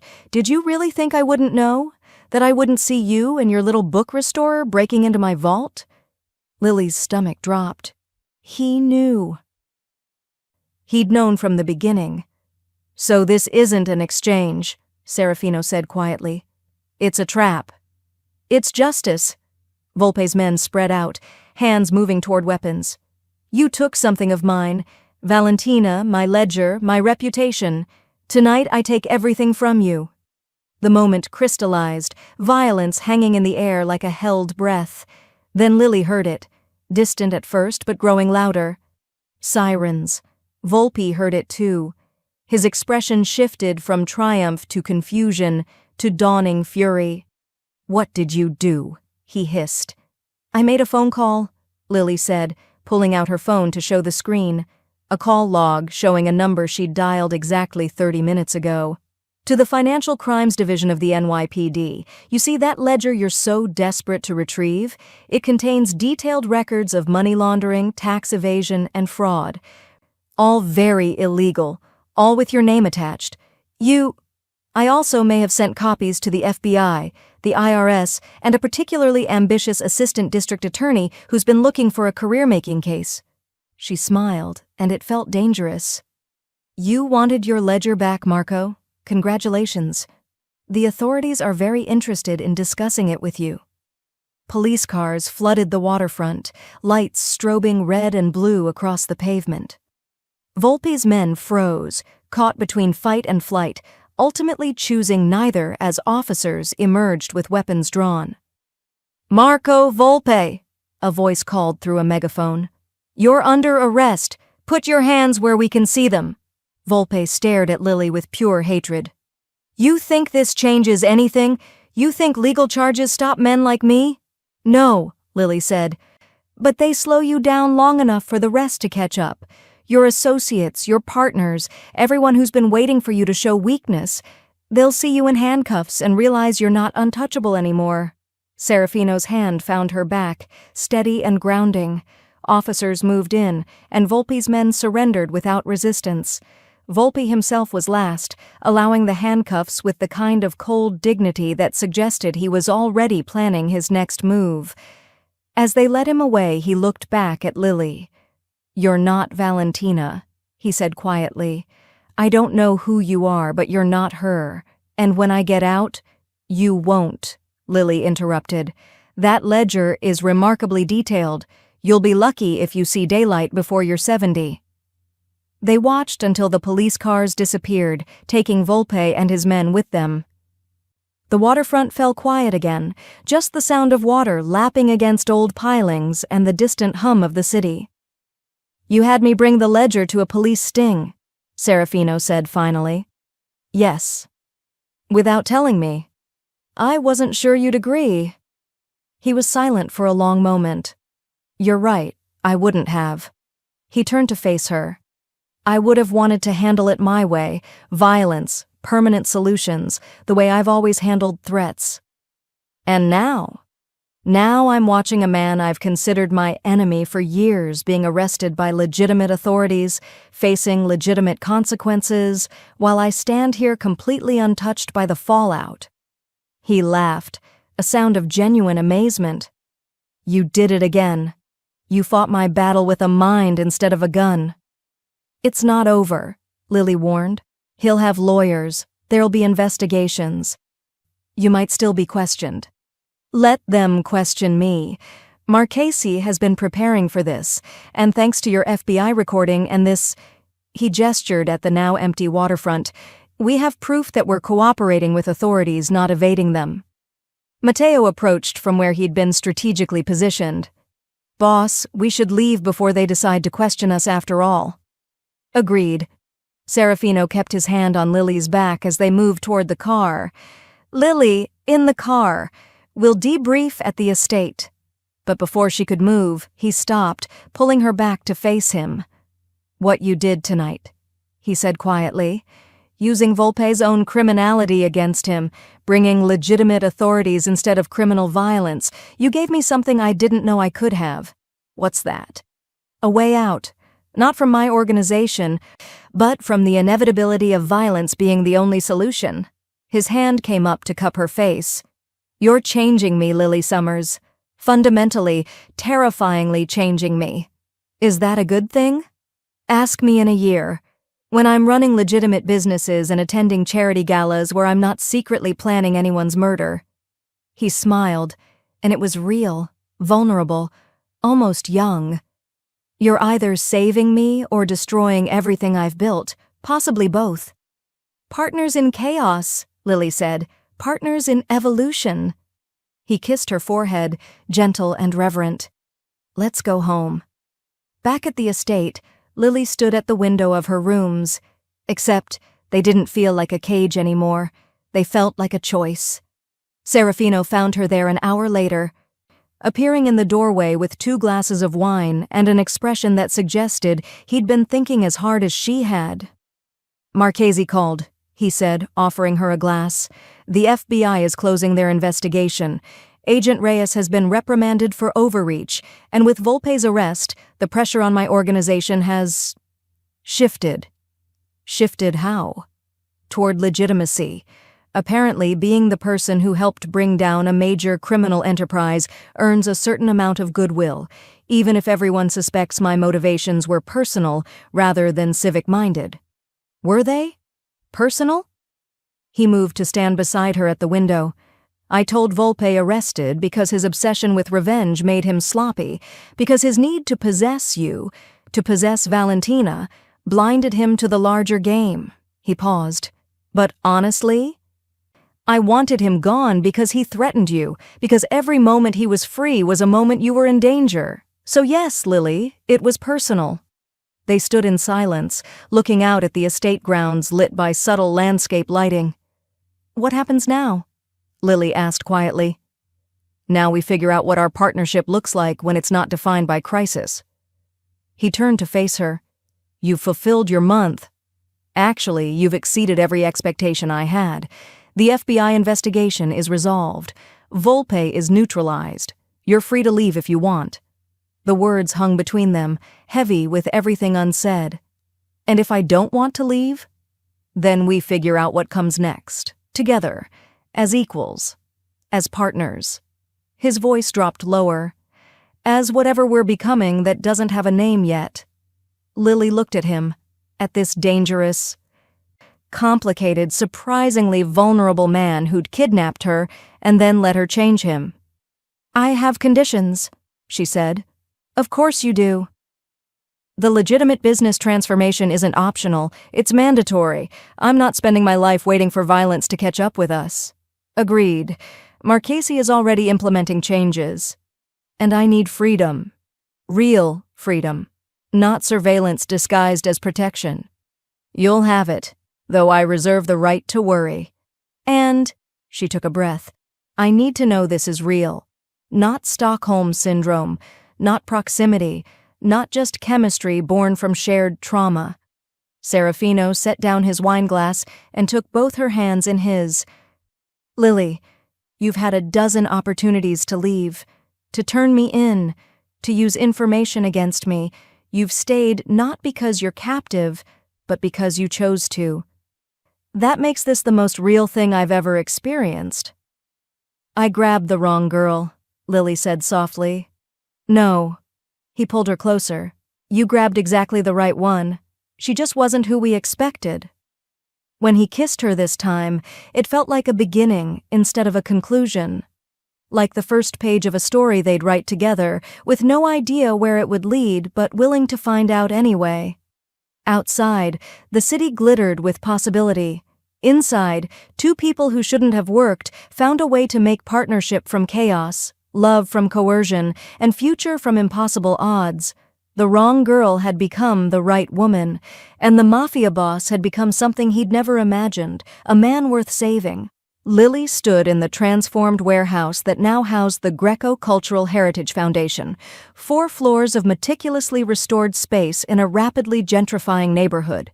What had once stored Serafino's questionable imports now contained climate-controlled vaults, state-of-the-art restoration labs, and a team of 12 conservators, 3 archivists, and rotating graduate students who looked at Lily with reverence. As Dr. Summers, she had become everything she'd dreamed of academically and more. When graduate student Maya approached nervously about a damaged 16th-century herbal, Lily didn't just approve the restoration, she invited Maya to lead the project. "Someone gave me a chance once when I was a terrified grad student," Lily explained. "I'm just paying it forward." Serafino, watching from her office doorway in his perfectly tailored suit, observed, "You're good at this. The mentoring, the leadership, all the things you claimed you'd be terrible at." Over 2 years, he had carefully cultivated a new reputation as a reformed businessman focused on cultural preservation, though the truth remained more complicated. He brought news from the board meeting, funding secured for expansion, and more significantly, the Metropolitan Museum wanted to partner with them, specifically requesting Lily as lead conservator. Her former employer, who probably still had AWOL grad student next to her name, now recognized her as one of the premier manuscript conservators in the country. "That's everything I ever wanted academically," Lily said, stunned. "You've built something extraordinary here," Serafino replied. "This is your empire." "Our empire," she corrected. "Partnership, remember?" They had fallen into rhythms over 2 years, patterns that felt almost domestic despite their strange beginning. Lily kept her city apartment for appearances, but spent most nights at the estate. They built something that increasingly looked like a life. That evening, Serafino took her to the foundation's main vault, dismissing even security. In the climate-controlled basement, surrounded by their most valuable acquisitions, he led her to his personal collection and pulled out a familiar leather-bound volume. Volpe's ledger. "You kept it," Lily said. "I restored it," he replied, showing her the professionally conserved pages. With Marchese's help, it had become evidence that put Volpe away for 23 years. "I thought it should be preserved. As a reminder of where we started, of the chaos that brought us together, and of what we built from that chaos." He pulled out a small box. "Before you panic," he said, vulnerability evident in his voice, "I need to say something. 2 years ago, I kidnapped you because my men grabbed the wrong girl. I kept you because I was arrogant enough to think I could control the situation. You spent 2 years proving that control was an illusion. You changed me. Fundamentally, permanently. You forced me to evolve or lose you, and I chose evolution because losing you was unthinkable." The box contained a stunning emerald ring surrounded by diamonds, her birthstone, designed specifically for her. But then he pulled out something else, a key on a silver chain. "This is the real proposal," he said, holding up the master key to the vault. "Equal access, equal authority, equal partnership in every sense. I'm not asking you to belong to me, Lily. I'm asking you to build a life with me where we belong to each other, entirely, completely, on terms we define together." Through tears, Lily took the key. "You made me cry with a vault key. That's very on-brand for us." She accepted without hesitation. "We've moved past problematic beginnings into something real, something chosen, something worth keeping." 6 months later, they married in the estate's garden on a perfect spring morning. Mia stood as maid of honor with a knowing smile. Matteo served as best man, nearly silent but possibly approving. Marchese officiated with legal precision that made the ceremony both romantic and contractually sound. Lily wore emerald silk to match her ring. Serafino wore black and watched her like she was the only person in existence. His vows were unconventional. 2 years ago, I made the worst decision of my life. I had you kidnapped because I was arrogant and controlling, but you turned that worst decision into the best thing that ever happened to me. You forced me to evolve. You showed me that intelligence is more powerful than violence, that legitimacy is stronger than control, that partnership beats dominion every single time. You're the right girl, the only girl." Lily responded through tears. "You grabbed the wrong girl. I wasn't Valentina Volpe. I wasn't anyone important. I was just a broke grad student who restored books nobody read. You grabbed the wrong girl, but somehow I ended up exactly where I needed to be. You said I belonged to you, and you were right. But the beauty of it was, you ended up belonging to me too. entirely on my terms. At the reception in the conservatory, surrounded by rare plants and restored manuscripts, Mia cornered Lily. "Are we going to talk about how you married your kidnapper?" "Former kidnapper. He's reformed." Mia smiled. "You look genuinely, stupidly happy. That's all I ever wanted for you. Love is complicated. Sometimes it starts in the worst possible way and becomes something beautiful anyway." Lily stood in the Foundation's main gallery during the opening of their most ambitious exhibition, Transformation Through Time, Botanical Manuscripts from the Renaissance to Modern Day. The gallery overflowed with academics, donors, and journalists appreciating 18 months of meticulous work.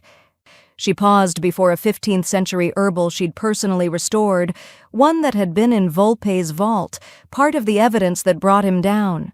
Illustrations of deadly nightshade and hemlock, perfectly preserved. Serafino found her there. "Reminiscing?" "Remembering," she said, leaning against him comfortably. "This was part of what brought Volpe down. I always wondered why he kept botanical manuscripts mixed with criminal records." "Some people collect beauty even while creating ugliness," Serafino observed, "and some people transform their ugliness into beauty. That's harder but more impressive." "We did that together," Lily agreed. "Do you ever regret it?" he asked. "How we started?" Lily considered honestly. "I regret being kidnapped, obviously. The fear, the coercion, the loss of choice, those things were real and terrible. But I don't regret where we ended up. I don't regret choosing you after I had the power to choose. I don't regret building this life together. You grabbed the wrong girl, Serafino, and somehow that was exactly right." He smiled, the real smile reserved just for her. "The wrong girl who became the right woman, who became my partner, who became my wife, who became my entire world." "That's very poetic for a reformed criminal. I contain multitudes," he said. "You do," Lily agreed, "and I love every complicated, transformed, evolving one of them." They stood together watching their guests appreciate what they'd built, the internationally recognized foundation, the legitimacy they'd fought for, proof that even the worst beginnings could transform into beautiful endings with enough bravery and willingness to evolve together. The Mafia boss had become a philanthropist, the kidnapped girl had become a renowned scholar, the coercion had become partnership, the cage had become a home, and the wrong girl had become the only girl, the one who forced a dangerous man to become someone worth loving, and who loved him anyway, entirely on her own terms. It wasn't the love story anyone would have predicted, but it was theirs, and that made it perfect. If you want more stories that make you feel something, stories filled with romance, tension, and unforgettable twists, then subscribe to Bella's Romance Stories. We're building a community of people who believe in powerful, emotional storytelling. Join us, hit that subscribe button, explore our other videos, and let's keep bringing stories to life. Stories that stay with you long after the screen goes dark. See you in the comments, and tell me your favorite moment from this story.